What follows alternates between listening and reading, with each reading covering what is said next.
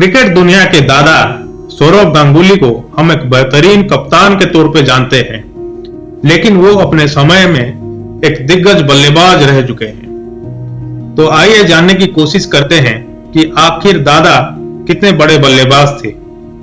गांगुली का क्रिकेट में डेब्यू 1992 में वेस्टइंडीज के खिलाफ एक ओडीआई श्रृंखला में हुई थी, लेकिन महज एक मैच के बाद दादा को टीम से ड्रॉप किया जाता है उनके एटीट्यूड का हवाला देकर। टीम से ड्रॉप होने के बाद गांगुली निराश नहीं होते और बंगाल की रणजी टीम से ताबड़तोड़ प्रदर्शन करते हैं, जिसके चलते उन्हें 1996 इंग्लैंड टेस्ट सीरीज में शामिल किया गया। इंग्लैंड के स्विंगिंग कंडीशन में गांगुली ने लगातार 2 सेंचुरीज किए, जिनमें से एक लॉर्ड्स में उनका डेब्यू सेंचुरी था। इसके आने वाले कई साल गांगुली के लिए कोई सुनहरा सपना से कम नहीं था।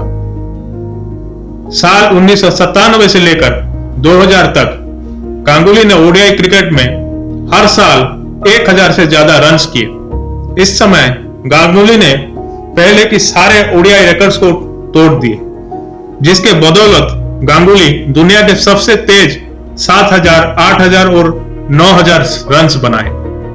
और सबसे जरूरी बात यह है कि गांगुली ने ये रिकॉर्ड्स बैट्समैन के लिए सबसे चुनौती वाले समय में बनाए, जहां बॉलर्स के तौर पे अक्रम, मैकग्राथ जैसे फास्ट बॉलर थे और मुरली और वन जैसे स्पिन बॉलर्स। और उस समय में आज की तरह बैट्समैन को रन्स के लिए खुली छूट नहीं थी, जहां एक नई बॉल का इस्तेमाल पूरा 50 ओवर्स में किया जाता, जिसके बदौलत रिवर्स स्विंग का मौका भी बॉलर को मिलता और पावर प्ले सिर्फ शुरू के ओवर्स में थे। गांगुली ने 1996 से लेकर 2005 तक ओडीआई में सबसे ज्यादा रन्स बनाए। बाद में टीम से बाहर होने के वजह से 2006 में गांगुली एक भी वनडे नहीं खेलते और 2007 में मैच कुछ महीनों के लिए वापसी हुई, जिसके बाद 34 साल की उम्र में ही गांगुली अपने आखिरी वनडे मैच खेलते हैं।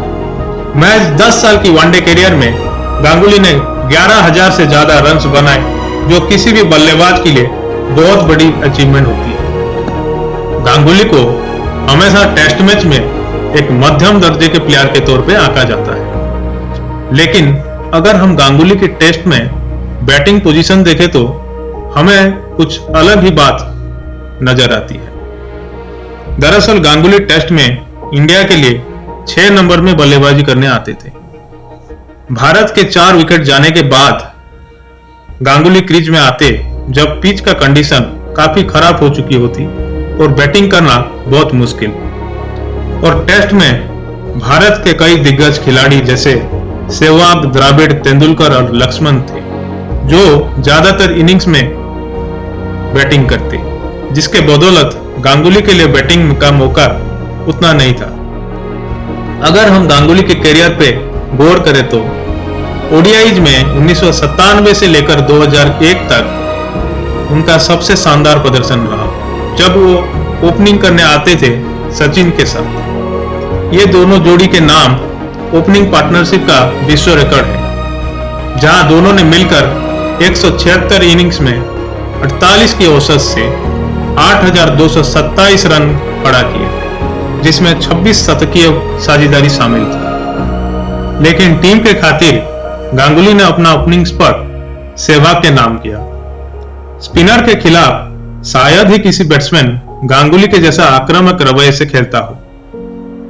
शानदार हैंड आई कोऑर्डिनेशन की वजह से वो बॉल की लेंथ को बहुत ही जल्दी भांप लेते और पिच में आगे आकर मिड ऑन के ऊपर से छक्का मारते। ऑफसाइड में चाहे जितना भी फील्डर्स हो, दादा हमेशा गैप ढूंढ लेते और चौका बटोर लेते। उनके ऑफसाइड में ऐसी काबिलियत को देखकर राहुल द्रविड़ ने एक बार बोला था कि on the offside first there is God then Sourav Ganguly. महज 10 साल की करियर में गांगुली ने वो किया जो बड़े बड़े दिग्गज नहीं कर पाते।